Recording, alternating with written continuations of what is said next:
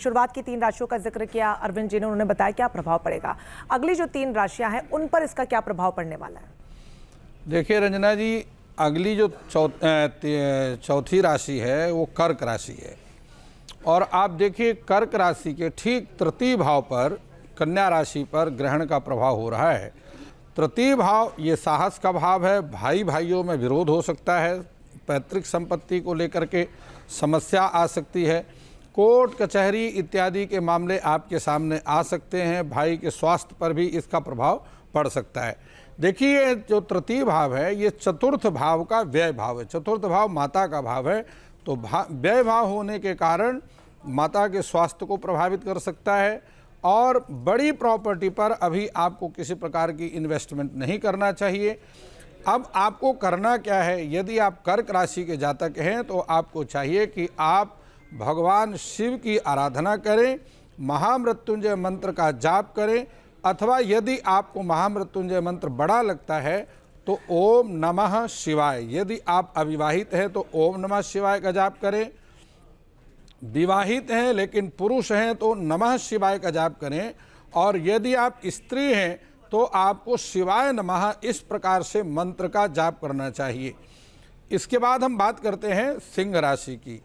सिंह राशि के ठीक द्वितीय भाव पर ग्रहण का प्रभाव पड़ रहा है, तो बुद्ध्या प्रबंधात्मज मंत्र विद्या विनय गर्भ स्थिति नीति संस्था, इन सभी बातों का विचार द्वितीय भाव से किया जाता है।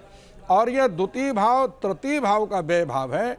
इसलिए यदि आप किसी प्रकार से बहुत आवेश में आकर के जल्दबाजी में कोई निर्णय आपको नहीं लेना चाहिए। यदि आप सिंह राशि के जातक हैं तो बुद्ध्या प्रबंधात्मज मंत्र विद्या, किसी प्रकार से आपको जहां आप कार्यरत हैं, बड़े सीनियर के साथ में आपकी वैमनस्यता हो सकती है, विरोधाभास हो सकता है। और यदि आप गर्भवती हैं, स्त्री हैं, तो आपको निश्चित रूप से अपने गर्भ का बहुत ध्यान रखने की आवश्यकता है। विनय गर्भ स्थित नीति संस्थता, विचारणा, जातक शास्त्र वृद्धि, किसी भी प्रकार से अभी आप कोई बहुत बड़ा इन्वेस्टमेंट करने जा रहे हैं, आप उस समय को टाल देना चाहिए। यदि आप समुद्र यात्रा करने जा रहे हैं, बिल्कुल नहीं जाना चाहिए। बात करते हैं कन्या राशि की, तो लग्नात् चिंतयम मूर्ति कीर्ति सांगोपांग निरूपणम स्थिति स्वरूप संपत्तिर जन्म लग्न गतम शुभम।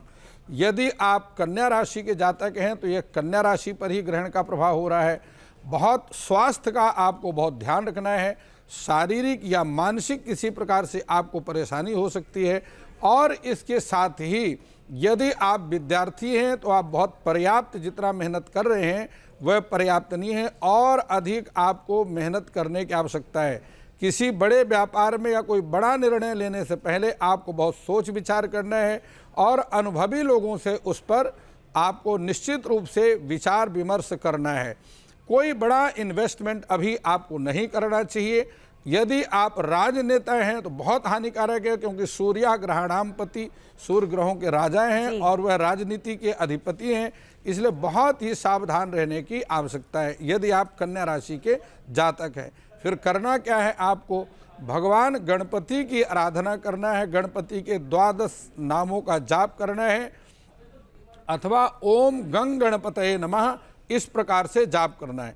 जहाँ भक्ति है हर शब्द में, कथाओं में छुपे हैं दिव्य रहस्य, और ज्योतिष देता है जीवन को दिशा। धर्म से जुड़ी हर बातों को जानने के लिए हमारे चैनल स्तुति को सब्सक्राइब करें। चैनल पर जाने के लिए इस लिंक पर क्लिक करें।